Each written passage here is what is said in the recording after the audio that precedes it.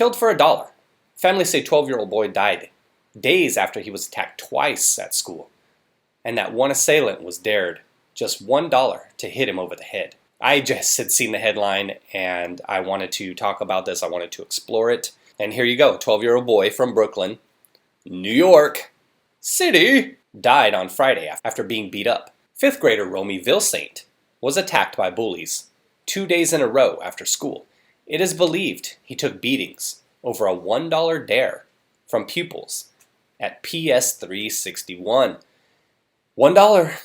That's what it's believed. We'll see. We'll explore it a little bit further. Is this what it takes to wake people up? We've seen kids dying all over the country. Nobody says anything. Nobody does anything. Nobody cares.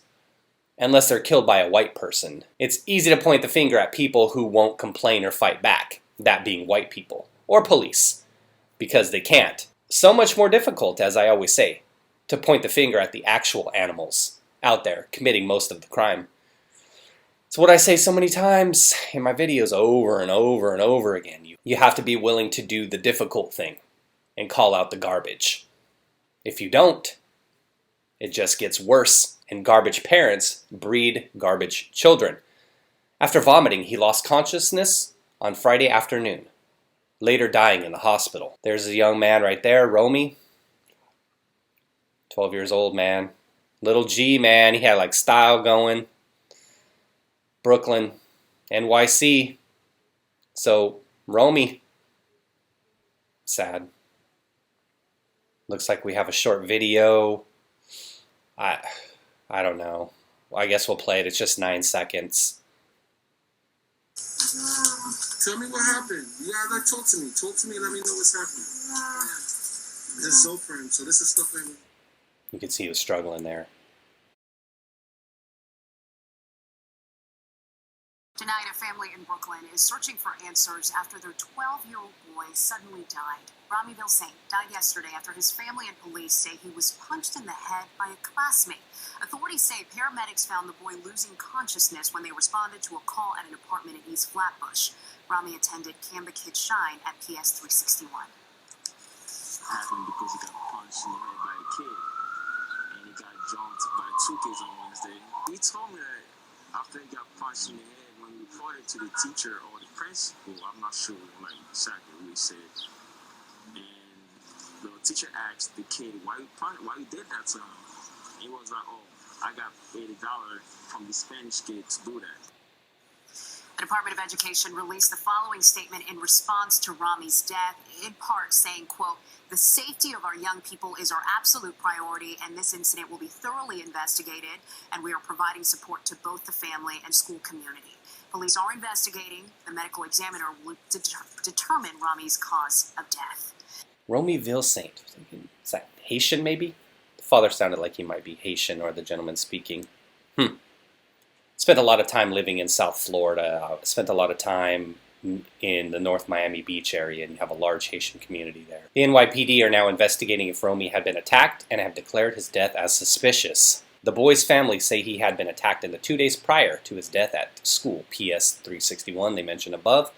Romy, who had moved with his father from Haiti, okay, so there you go, Haitian, to Brooklyn in 2017, told a teacher that he had been attacked and that another student had been paid $1 following the second attack, which saw him hit on the back of the head. He got jumped by 2 kids on Wednesday, and he got hit in the head on Thursday. There were 2 different attacks at school. 28-year-old Rudwinnie Extantis, Romy's cousin, told the New York Post. The attacks both happened just after pupils had been dismissed from school for the day. When he reported it to the teacher, she asked who did it and why. Extantis said, "Romy said another kid paid him $1 to do it. He was like, 'Uncle, did I tell you today I had a bad day at school? A kid hit me in the back of the head and I have a bad headache,' Extantis explained. He said he had a slight headache and his waist hurt. He didn't look good by this morning. He vomited. My aunt had to help him in the shower by 1 p.m. He looked bad, he continued. This is Rudwinnie, the uncle. My mom, Romy's aunt, found the vomit in the bucket and gave him a shower, Extantis told the New York Daily News. She said he couldn't walk. I wanted to take him to the hospital, but Uber was taking too long. He was begging for water. I called an ambulance. They arrived, and said they were doing CPR, and that's when I knew he was gone. I couldn't believe he was gone so fast. He was in cardiac arrest. His heart stopped, said extantis. He didn't have any medical problems. He was good until Thursday. We're devastated. He was only 12 years old. He was always predicting what was going to happen next. He was a great kid. He wanted to be an actor or a basketball player.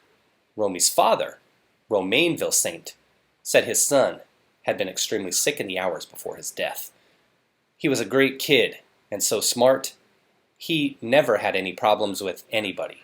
We love him very much. I don't know what to say, Vilsaint 59 said. The city's medical examiner will now determine the cause of Romy's death. There's the young man once again, Romy, 12 years old, beat over nothing. Garbage parents raising garbage children. I hope his family gets justice, if that is what happened. The kids that did it should be held accountable for their actions. Rest in peace, young one. And even if they are, would they just charge them as juveniles? What about the parents, as I said, of these garbage children? It's not a poor area, is it? I think that's where Flatbush Cats is based. Tragic. I'm in tears thinking of this little guy getting bullied one day, going back the next day and being killed. Poor Romy. Put the monsters in prison who did this. I guarantee the school knew about the bullying, but did nothing. Of course, the school now float out a copy of their policy, which is what all schools do. Problem is, the schools never adhere to their policies on bullying. They just throw them out when they get sued and pretend to care. Frustrating. What a fine, good-looking young man. Exactly. Too many. So many. Never make judgments based on one side of the story. And that comment got beat to heck. You know, there is that, though. We always want to wait for facts. I know we get caught up in this so many times, even stories like this. Tragic for the kid. One side of the story, sure. What could the other side of the story be? Could it have been that he was the bully and got beat down? That he was bullying kids? It's possible. I wouldn't be so fast to give that kind of comment a thumbs down just because we've seen it so many times. But at this point, maybe more comes out to the story. Maybe this person turns out to be right. I don't care about that.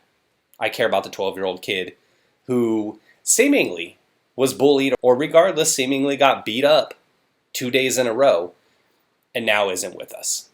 That's what I care about. And I care about, I don't want to get too much into hindsight, but I care about individuals within school who aren't able to crack down on this enough.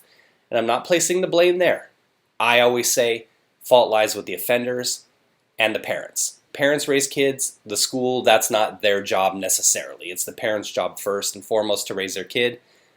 For now, all I'm thinking about is a young man lost, another, and there'll be more. Lack of accountability in the house, possible lack of parental figures in the homes of these kids who were the alleged attackers. We'll see where this goes. I care about another young life lost unnecessarily. So, thanks for watching the video, everybody. Take care.